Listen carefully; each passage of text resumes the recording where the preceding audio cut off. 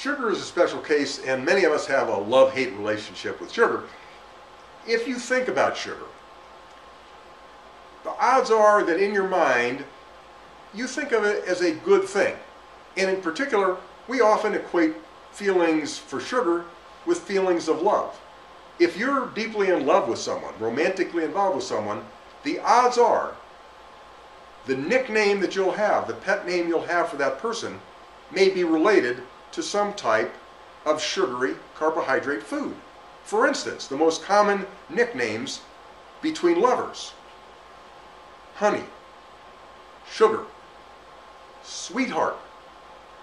These type of names are very, very typical because in our mind we equate feelings of love with our feelings for sugar. So whereas if you think about cigarette smoking, tobacco, it's easy to think that cigarettes are harmful for our health because when you smoke, you don't smell good, your fingers get stained, you cough. It's obvious that smoking may be bad for your health. But sugar, I mean, let's face it, a child falls down and scrapes a knee, we don't give that child a hamburger, we give that child a lollipop because sugary treats make children happy and make everything better. And this is what we're raised with, is this idea that sugar is good for us. We associate sugar with good times. We celebrate our birthdays, we celebrate our anniversaries, we celebrate Christmas by having sugary treats. We bring one another sugars as a way of expressing affection. So sugar really is a big problem. Our caveman and cavewoman genes tell us eat sugar every chance you can get, because sugar can only do two things in the body. We can burn it right away for energy, or we can turn it into fat and store it. We don't have the ability to store more than a few teaspoons of sugar in our bloodstreams and the rest of our body. So when we eat a sugary food, we either burn it right away for energy or we store it as fat, which for a caveman or cavewoman made a lot of sense because they were living on the verge of famine all the time. And if they could eat a food that gave them more energy so they could run faster, they could escape danger better, or they could be able to get food better, and if they would gain a little bit of weight, this could help them get through the next famine. So our caveman and cavewoman taste buds told us eat sugar every chance we can get, and evolution hasn't changed that program, so we try to eat sugar every chance we can get because that's what our genes tell us to do. So we need to overcome this desire and realize that we're not living in caves anymore, and this isn't the Stone Age. Heart disease is made worse by a high sugar diet more than a high fat diet. People with heart disease are told by their cardiologists to avoid fatty meats, avoid French fries. These things are not good for us. Yet I feel that eating sugary foods are even worse because they raise our insulin levels higher and create more problems for us. Obviously, best is the salmon and salad diet. But if you're going to pick a toxic food, honestly, a high sugar food is even worse than a high fat food in many cases, even for heart disease.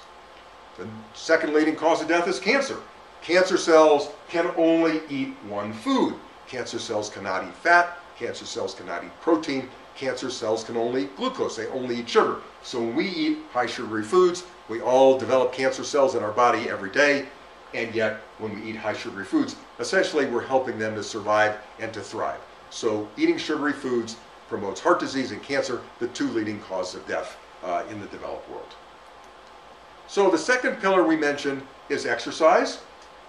And our bodies are designed to get both aerobic exercise, strength training exercise, and stretching exercise.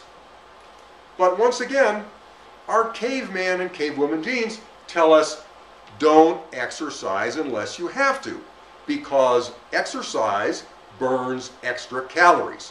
When you're running, you're burning calories 10 times as fast as when you're sitting still. So if we had a genetic code that told us to enjoy exercising and exercise every chance we get, we would burn calories excessively. But our bodies require exercise for our bones to stay strong, for our joints to remain healthy. We must get exercise, yet our genes tell us not to do it unless we have to. In the Stone Age, we had to. We got plenty of exercise. But we live in a world now where we don't need to get any exercise. Our food is taken care of. We don't need to escape for danger. We don't need to hunt for animals. So it's possible for us to get very little exercise. Our genetic code tells us don't exercise unless you have to. So this combination of eating sugar every chance we can get and getting exercise only when you have to, I think has led to this epidemic of obesity and to 2/3 of the population in the developed world being overweight now. So we need to overcome this genetic code and realize that our bodies need to not eat a lot of sugar and to get plenty of exercise. The old-fashioned way of exercise was to get your heart rate up into what we call the training range, which was about 70 or 80% of our maximum predicted heart rate, and keep it there. So you go for a slow jog for 30 or 40 minutes, and we felt this was the best way to keep our hearts healthy. Aerobic exercise keeps our heart healthy. We found that this actually isn't true. We get better exercise and we can help our heart better by more vigorous exercise with interval training for shorter periods of time.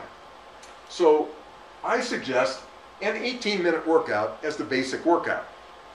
Many of us don't like to exercise. Many of us are busy and don't have time to exercise. So we need to compress the time that we're exercising, but we can get this done in an 18-minute workout. And the 18-minute workout is 18 minutes of exercise with a few minutes of warm-up to begin and a few minutes of cooling down afterwards. And what we do is we divide the 18 minutes into 6 3-minute blocks. And for aerobic exercise, what we typically will do, let's say we're going to pick jogging as our exercise, or riding on an exercise bike, or going on a some type of stair climber, things along that, or jumping rope. What we would do is we would start doing that exercise at a fairly low level of exertion, and we would do that for 2 minutes by the clock, and then we would slow down. So if we're jogging, we might go at a slow jog for 2 minutes, and then we could either slow down to walking for a minute, or for an even slower jog for 1 minute. Then for the next 3-minute period of time, we would drop the amount of time for that exercise to 1 minute and 45 seconds, but we would increase the level of exertion. We would run a little harder, or if we're on an exercise bike, we turn up the tension a little bit so we have to go harder. And then we increase the period of rest by 15 seconds. During the third period of time, we drop again 15 seconds. So now we do 1.5 minutes of exertion, but now we're at a heavier level of exertion. And then we have 1.5 minutes of rest. So if jogging is our exercise, we would jog slowly, we would jog moderately, we would jog quickly. Now for these last three, we won't jog anymore, we'll be running. So here we're running for 1 minute and 15 seconds at a moderate run. Here we're at a fast run. And here we're essentially at a sprint. We're running as fast as we can. And then we can even do a last 30-second where we give it 100% of what we got. And then we have our cool down period of time. So this is a nice period of interval training. But in addition to varying the intervals, we also vary the intensity, where we increase the intensity and decrease the time. And this puts a type of strain on our heart that causes our heart to become very strong as a result of this in a short period of time.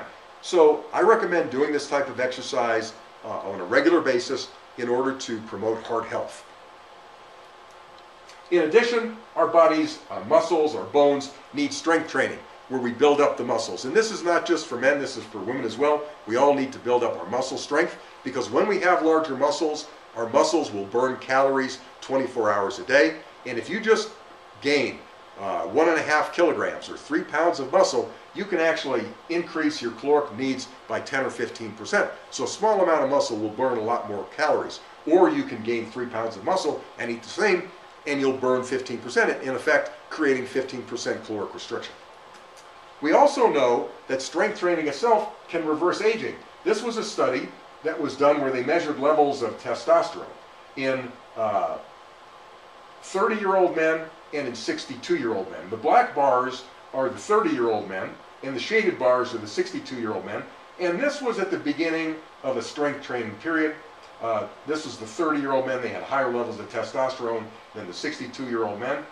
And then after 12 weeks of exercise, of strength training twice a week for 45 minutes, you'll notice that the 62-year-old men, their level of testosterone was the same as the 30-year-old men. So it was possible for them to erase 32 years of aging in terms of their hormone levels simply by engaging in strength training exercise.